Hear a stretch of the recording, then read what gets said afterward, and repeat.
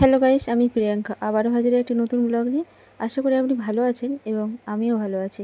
থাম্বনেলের লেখা দেখে নিশ্চয়ই আপনি বুঝতে পেরেছেন যে আমি আজ কী নিয়ে কথা বলবো। মাই লাইফ মাই চয়েস, এই কথাটা আপনি আপনার জীবনে কিভাবে প্রয়োগ করবেন সেটাই আমি আজ বলবো। ভিডিওটি স্কিপ করে দেখবেন না, পুরো ভিডিওটি মনোযোগ সহকারে শেষ পর্যন্ত দেখুন। মাই লাইফ মাই চয়েস কথাটার সাথে আমরা কম বেশি সবাই পরিচিত, কিন্তু আমরা কয়জন এই কথাটা আমাদের জীবনে প্রয়োগ করি? এটা মনে হয় যে আমরা সবাই নিজেকে ছাড়া অন্য সবাইকে মূল্য দিই।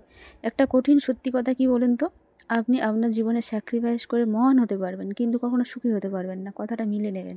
আপনি জীবনে যত বেশি স্যাক্রিফাইস করবেন তত বেশি আপনার অস্তিত্ব নিয়ে টানাটানি চলবে। আপনার মূল্য কেউ দেবে না যদি না আপনি নিজেকে মূল্য না দেন। যতদিন আপনার জীবনকে অন্য কেউ পরিচালনা করবে ততদিন আপনি জীবনের স্বাদ কোনো দিনই উপভোগ করতে পারবেন না। যেদিন আপনি আপনার মাথার মধ্যে মাই লাইফ মাই চয়েস কথাটা ঢুকিয়ে নেবেন, সেদিন থেকে আপনি ভালো থাকতে শুরু করবেন। কোনোদিন নিজেকে ছোট করে দেখবেন না, তাহলে সারা দুনিয়ার মানুষ আপনাকে ছোট করে দেখবে। নিজেকে কোনোদিন দুঃখী ভাববেন না, কারণ সারা দুনিয়ার মানুষ আপনাকে করুণার চোখে দেখবে। যদি আপনি নিজেকে অবহেলা করেন, দেখবেন সারা দুনিয়ার মানুষ আপনাকে অবহেলা করছে, দূরছায়া করছে। আপনি হয়তো দেখলেন, মানে জীবনের একটা সময় এসে আপনি এটা উপলব্ধি করলেন যে আপনি কোনো দিন নিজেকে সম্মান করেননি, আর আপনি সবসময় ভেবেছেন যে অন্যরা আপনাকে সম্মান করুক। কিন্তু যেখানে আপনি নিজেকে সম্মান দেননি, তখন বাকিরা কি করে আপনাকে সম্মান করবে? যেখানে আজকের একটা মানুষ মরলে দুদিন বাদে তাকে সবাই ভুলে যায়, আর আপনি দুনিয়ার সমস্ত মানুষের গুরুত্ব দেন, শুধু নিজেকে দেন না। কোনো একটা সময় হয়তো আপনার মনে হলো যে আপনি ভালো নেই। এর কারণ প্রত্যক্ষভাবে অন্য কেউ হতেই পারে, কিন্তু পরোক্ষভাবে দেখুন আপনি নিজেই দায়ী। কারণ কে কি বলবে, কে কি ভাববে, এগুলো মাথায় নিয়ে সর্বদা বসে থাকেন। হয়তো ডানা মেলে উঠতেই পারেন না, আপনার ইচ্ছের গুরুত্ব দেন না, আপনার ভালো লাগার মন্দ লাগার গুরুত্বই দেন না, শুধু অন্যদের কথা ভাবেন। কিন্তু একটা জিনিস একটু ভেবে দেখুন তো, আপনি যদি খারাপ থাকেন, সারা দুনিয়ার লোকের কারো কিছু যায় আসবে না। কেউ করুণার চোখে দেখবে, কেউ সুযোগের সৎ ব্যবহার করবে, আবার কেউ সামনে সমব্যথী হবে, কিন্তু পেছনে আনন্দে উল্লাস করবে। লাভের লাভ কিন্তু কিছুই হবে না আপনার। এদিকে ধীরে ধীরে একটু একটু করে আপনার বয়সটা বেড়ে যাচ্ছে। জীবন তো একটাই, আপনার চাওয়া পাওয়াগুলো আপনার অপেক্ষায় বসে থাকবে, কিন্তু কখন যে আপনার বয়সটা অনেকটা পেরিয়ে যাবে আপনি বুঝতেই পারবেন না। যখন বুঝবেন যে আমার চাওয়া পাওয়াগুলো তো পূরণ হলো না, তখন দেখবেন আপনার বয়সটাও পেরিয়ে গেছে। কতগুলো বসন্ত যে আপনি পার করে এলেন সেই হিসাব করতে বসবেন আপনি, আর চাইলেও আপনি তখন আপনার সেই ইচ্ছেগুলো পূরণ করতেই পারবেন না। কারণ তখন এটা মনে হতে পারে যে আপনার বয়সের সাথে সাথে আপনার ইচ্ছেগুলো কেমন বেমানান হয়ে গেছে, আর তখন একরাশ দীর্ঘশ্বাস ছাড়া আর কিছুই করা থাকবে না আপনার। তাই আজ থেকে আপনার ছোট ছোট ইচ্ছেগুলো নিজেই পূরণ করার চেষ্টা করুন। অন্যদের কথা একটু কম ভাবুন, মাঝে মাঝে তো নিজের কথা ভাবতে হবে, তাই না? মাঝে মাঝে নিজের খুশির জন্য একটু স্বার্থপরতাও দরকার আছে, বুঝলেন? আসলে এটাকে স্বার্থপরতা ঠিক বলে না, এটাকে বলে সেলফ রেসপেক্ট। হ্যাঁ, আপনি অন্যদেরকে ভালো রাখুন, কিন্তু নিজেকে সবসময় সবার পেছনে রেখে নয়। প্রতিটা মানুষের ভালো থাকার পেছনের কারণগুলো বিভিন্ন মানুষের কাছে ভিন্ন, আর কারণগুলো অন্যদের জন্য যেন ক্ষতিকর না হয়। নিজে ভালো থাকতে গিয়ে অন্যদের জীবনে যেন ক্ষতিকর প্রভাব না ফেলে। জানেন তো, আবার কারো কারো জীবনে খুব ছোট ছোট ইচ্ছে থাকে যেগুলো বিভিন্ন কারণে পূরণ হয় না। কয়েকটা উদাহরণ দিই, যেমন ধরুন আপনি হাত ঘড়ি পছন্দ করেছেন একটা, আপনার ভীষণ শখ হচ্ছে যে ঘড়িটা যদি কিনতে পারতাম আমার ইচ্ছে পূরণ হতো, কিন্তু আপনি সেটা কিনলেন না কারণ দামটা একটু বেশি। কিন্তু আপনি জীবনে অনেক ক্ষেত্রে অনেক জায়গায় আপনি অনেক টাকা ব্যয় করেন, সেটা কাছের মানুষদের জন্য বা অন্য কোথাও, কিন্তু নিজের বেলায় টাকাটা খরচ করলেন না।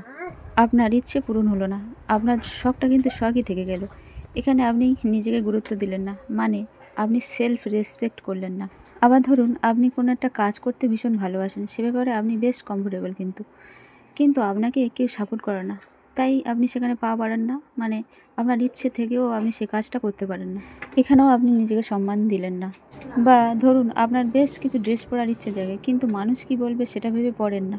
মনে মনে একবার তো বলুন মাই লাইফ মাই চয়েস, অন্যরা কি ভাবলো যায় আসে না। আপনি যদি কমফোর্টেবল মনে করেন অবশ্যই পড়ুন, তবে এমন ড্রেস পরা ঠিক নয় যেখানে আপনার ব্যক্তিত্ব চাপা পড়ে। আবার অনেকে এমনও আছে যার ভেতরটা পুরো শূন্য, কিন্তু এমন ড্রেস আপ করে যেন মনে হয় বিশাল কিছু। তাদের ভেতরটা একবার উঁকি দিয়ে দেখবেন, ভিতরে কিছুই নেই, ব্ল্যাঙ্ক, পুরো শূন্য। সেজন্য শুধুমাত্র কারোর বেশভূষা দিয়ে বিচার করবেন না। আবার অনেক শিক্ষিত মানুষ আছে যাদের প্রচুর ডিগ্রি, ভীষণ এডুকেটেড, প্রচুর পড়াশোনা করেছে, কিন্তু তারা মানসিকভাবে একদম অশিক্ষিত, লোয়ার ক্লাস মেন্টালিটির যেটাকে বলে। তাই মানুষের বেশভূষা দেখে বিচার করবেন না, বা কারো কম পড়াশোনা দেখে মোটেও বিচার করতে যাবেন না। পুঁথিগতভাবে শিক্ষিত অনেক ডিগ্রিওয়ালা শিক্ষিত মানুষকে পাবেন, কিন্তু সত্যিকারের শিক্ষিত মানুষ কটা আছে বলুন তো? যারা মানসিক দিক দিয়ে শিক্ষিত নয় তারা আসলেই শিক্ষিত নয়, যতই ডিগ্রি থাকুক। আসলে একটা কথার পরিপ্রেক্ষিতে আরও অনেকগুলো কথা এসে যায়, অনেকগুলো বিষয় এসে যায়। যাই হোক, যেটা বলছিলাম, মাই লাইফ মাই চয়েস। আপনার যেটা করতে ভালো লাগে, আপনার যাকে ভালো লাগে, যার সাথে মিশতে ভালো লাগে, যেগুলো করলে আপনি আনন্দে থাকেন, আপনি খুশিতে থাকেন, এবং অবশ্যই শরীরের দিকে খেয়াল রেখে আপনার যা যা খেতে ভালো লাগে সেগুলোই খান, সেগুলোই পড়ুন যেগুলো আপনার পড়তে ভালো লাগে। নিজেকে ভালো রাখতে এবং নিজেকে খুশিতে রাখতে সেই সবগুলো আপনি অবশ্যই করুন যেগুলো আপনার জীবনে প্রয়োজন। অন্যরা কি বলল, অন্যরা কি ভাবলো, একদম গায়ে মাখবেন না। মনে মনে তো বলুন মাই লাইফ মাই চয়েস। আর মাঝে মাঝে নিজেকে আপডেট করুন, নিজের মধ্যে নতুনত্ব নিয়ে আসুন, নিজের মধ্যে একঘেয়েমি কিছু জিনিস পরিবর্তন করুন, নিজেকে উন্নত করুন। অন্যরা কে কি ভাবলো, কে কি বললো, সেটা একদম গায়ে মাখবেন না, একদম পাত্তা দেবেন না। দেখুন, লোক তো বলবে, লোকের কাজই হলো বলা, কে কি বললো সেটা মাথায় নিয়ে বসে থাকবেন না। আপনার মন মস্তিষ্কে অযথা অপ্রয়োজনীয় মানুষকে জায়গা দেওয়া মানে আপনি তাদের জন্য নিজের এনার্জি লস করছেন, আপনি আপনার এনার্জি তাদের জন্য খরচ করছেন। বরঞ্চ সময়টা আপনি নিজের জন্য ব্যয় করুন, অন্যদের জন্য নয়, যারা আপনার ভালো চায় না, ভালো দেখতে পারে না।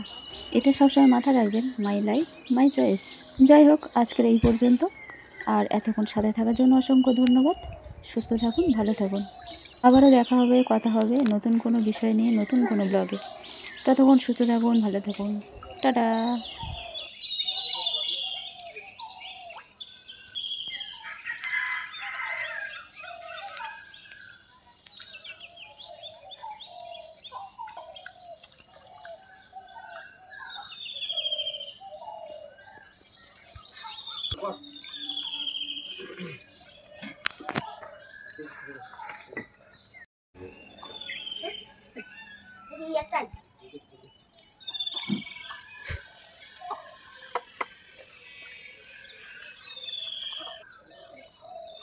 কি কি